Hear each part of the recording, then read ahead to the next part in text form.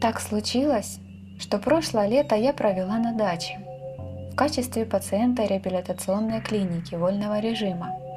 Проще говоря, перенесла операцию на связках в плечевом суставе и практически 2 месяца изображала из себя тепличный огурец. Разумеется, мне нельзя было заниматься ничем активным, а только медленно ходить, сидеть и разговаривать. В тот момент и всплыла моя давно забытая идея – потрясти местных жителей на предмет всего загадочного и мистического.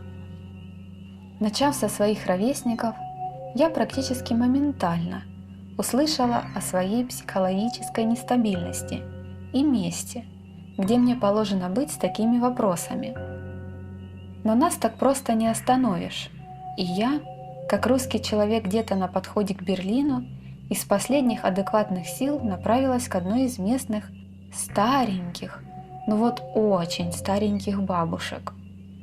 Да, я знаю, что мучить пожилых людей нехорошо, но в свое оправдание могу сказать, что я на тот разговор шла с тортиком и бутылкой портвейна.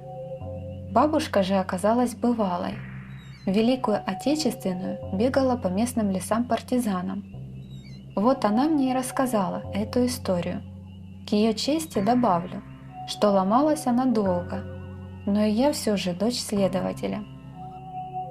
Наша деревня находится на стыке Смоленской и Московской областей. Рядом находятся Брянские и Тульские леса. В этих местах во время Великой Отечественной шли очень жестокие и кровопролитные бои. И по настоящее время в лесах находят большое количество захоронений, техники и заброшенных землянок. На самом краю деревни стоит дом одного из местных лесников, и эта бабушка была его женой. Они всю жизнь жили в деревне и помнят все, что связано с войной.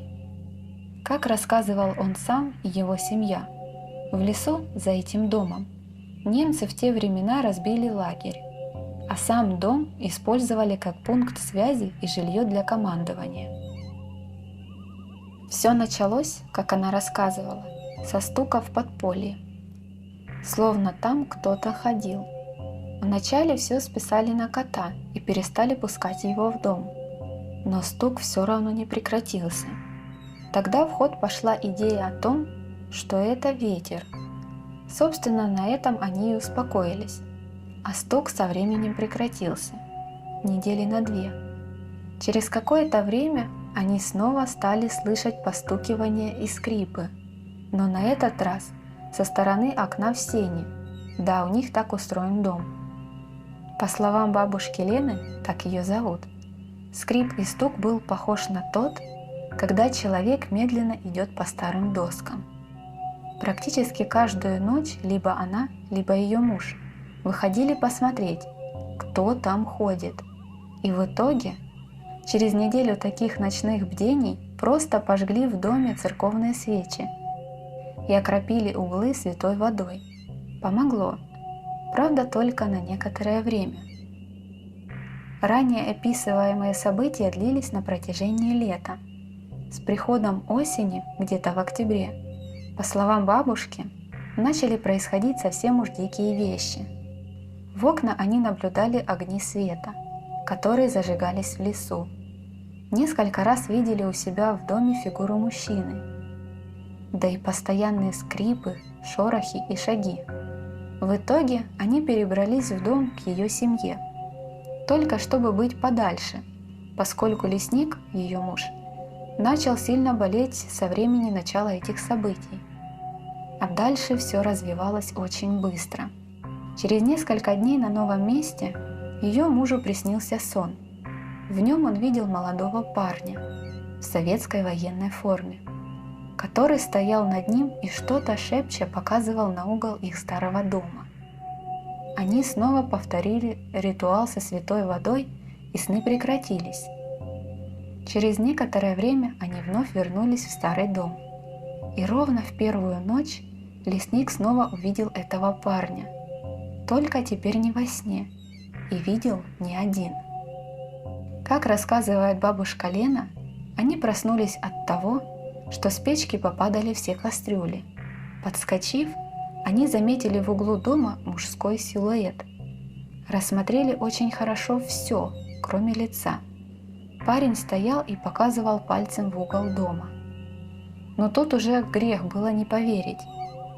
На следующее утро первым делом они полезли в погреб. Лесник раскопал тот угол и нашел там свал костей и полусгнившей одежды. Когда пришел участковый, он уже выкопал 6 черепов, кучу костей и одежды с жетонами. Вызвали людей из патриотической организации, и дальнейшая судьба костей была уже на их совести. Единственное, история эта настолько подкосила мужа бабушки Лены, что тот умер спустя 2 месяца от тяжелой сердечной недостаточности. Стресс и страх подкосили вполне здорового и крепкого мужика 55 лет. Бабушка Лена вернулась в дом к своей семье и вот уже 30 лет живет с внуками и правнуками. Эта история не очень страшная. Она больше о том, что нужно отдавать дань памяти предкам, кости земле, душу высшим силам. И забывать об этом не стоит.